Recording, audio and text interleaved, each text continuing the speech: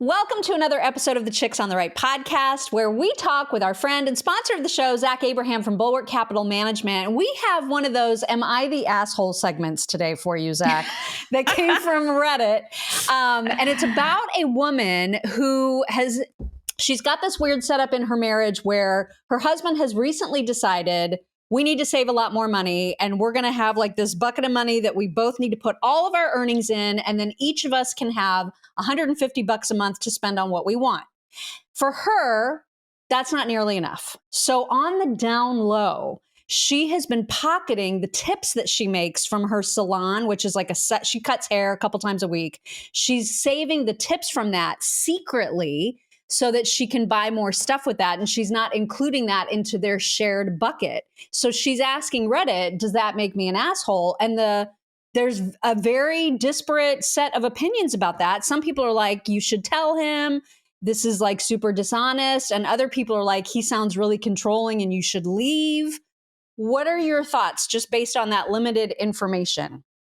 Okay. So I'm not saying this just to engender sympathy or a positive response from the ladies.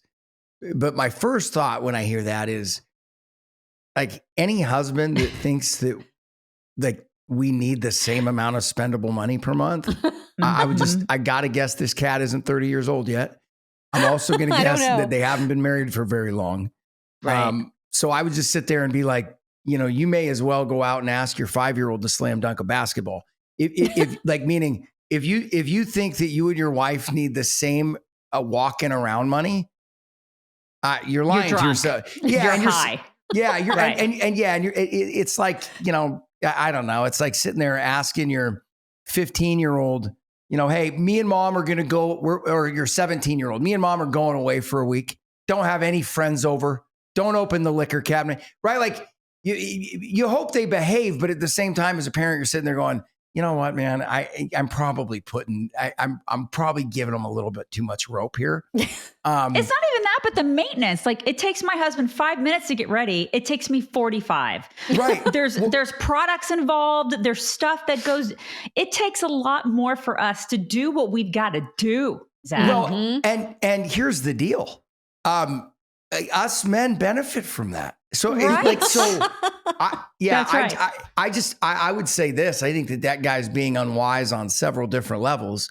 Also, you know, instituting anything, any type of untruth, anything hidden inside of a relationship or a marriage isn't good. Right. And why does he get to set the amount?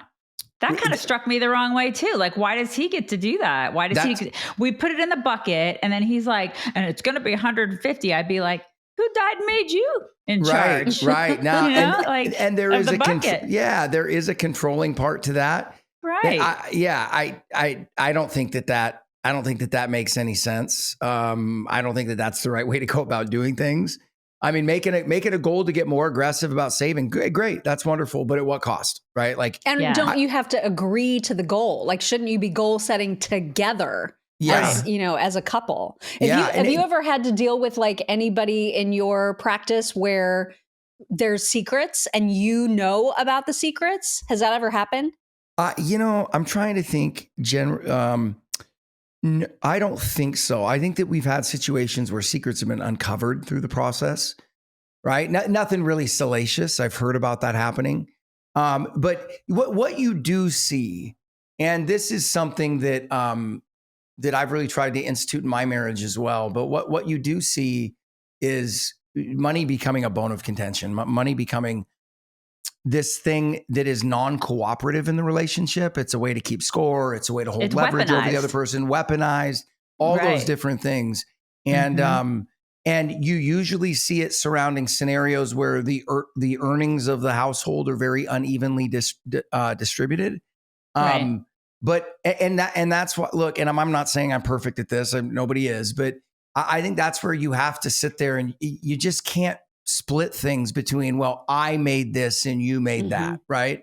Like, for instance, I mean, you know, my wife technically doesn't make anything and I technically make all the money, but there's no way that I would have been able to do that had she not helped me build the firm and raise kids and did all that kind of, you know, behind the scenes. So yeah, you have to have And if you don't trust your spouse because you do not think that they're financially responsible, then that is not a reason to pursue this track, right? What you need to do is you need to together go get more financially literate, work on those things and educate that person, not segregate them or, or try to put them in a financial, put a financial fence around them.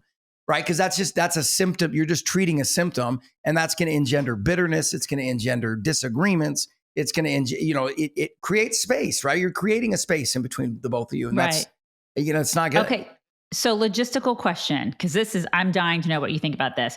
If people are, say they're living together, it's a couple that's living together and they have separate accounts, right? And they're paying bills. And they're like, I pay the rent, you pay the utilities, whatever. They split the bills. Then they get married and they continue to do that where they have like separate accounts. They've never made like a joint account and they still pay separate bills. I personally, like my husband and I, we have one big bucket. All the money goes in one big bucket and it is what it is. We don't keep score. It just is, that's our marital money bucket. You know what I mean? That's what we do. It's how we've always done it. But a lot of these, I say a lot, I've seen a lot of young kids that I know that have done this whole separate accounts. They pay separate bills and they do that. Would you recommend that? Or would you recommend one big bucket? No, one big bucket. And people are like, well, here's why I don't. And I look at them and I go, that's exactly why you should. Right. The fear of the other person doing the wrong thing is exactly why you need the shared bucket, because you're going to find that out. And that enables you to deal with it. Right. Light is the best antiseptic. Right. And I'm a big believer cleaning out the closet. The other thing is like I said, it creates separation. It creates division. If you're out there and you do it and it works good for you, I'm not talking about you. What I'm saying, generally speaking, is it creates, if you want a team, right? If you want to be a team, you want to break down as many separating factors as you possibly can. Yeah. That's the whole idea of marriage. Right. Otherwise, why get married? Right. Exactly. Well, and look, you see it even in businesses, you see it on sports teams. The less divisive factors that we have, the better the team is going to function, right? It just is the way it is. And so, and there's all kinds of reasons for that. Right? If you do have one pot, truly, it acts as a safeguard for people to not do things they shouldn't do. Yeah. You know what I mean? That's a good point. That is a great point. I hope if you're a married man, if you're any man, I'd hope you don't do this, but I hope if you're a married man with children at home, you're not going to a strip club on a business trip. But guess what? If you're operating out of one bucket, you're less likely to, right? That's true. That is a very good point. You're less, That's a great point. You're less likely to. And so I just, transparency is always a good thing. Teamwork, no division, all of that thing. The other thing too, is I think it helps to think with attitudes. Like I said, I make all of the money, 100% of it. I don't make any decisions regarding any amount of money in excess of $2,000 unless I talk to my wife first. Yeah. Right? Which makes all the sense in the world. Totally. Yeah, why? She's my teammate. She's my partner. And also it's her money. And I want to be on the same page. And I expect that she does the exact same thing with me. And, I don't know if I could trust him. Well, you probably should have thought of that before you got married. Right. Exactly. Do you ever do like financial premarital counseling? Do you ever hear of people do that? I think that should be a thing, because it's a conversation that people should have before they actually sign on the dotted line. You know what I mean? Amen. At least to inspire them to have the conversation if they haven't already. Yeah, because it's usually the number one reason people get divorced is money. Yeah, and you know how few, it's shocking, but you know how few people have the conversation? Yes. It amazes me how people go into these relationships with assumptions about the person they're with, as opposed to like qualifying it. You know what I mean? Right. We're like, when my wife and I got married, how we were going to discipline kids had been discussed, our thoughts on our careers, priorities, what kind of vacations we like to take. You know what I mean? You had to know all these things, right? Like, I got to see your cards, put your hand down on the table. And I think so many people get lost in the fairy tale of it that they forget to like, hey, the more of these things that you deal with and discuss and lock down, the more fairy tale you get, right? Yeah. Like it's not a detractor. It gets you on the same page. There's less friction. There's less miscommunication. And I think people should absolutely, I think premarital financial conversations and counseling would be great. And one of the reasons I think it'd be great is because I think it would prevent a non-insignificant percentage of people from actually getting married. Right? Like these discussions would bring up things, they'd create arguments, and they would end up realizing that we can't do this. Like this is not compatible. It's not compatible.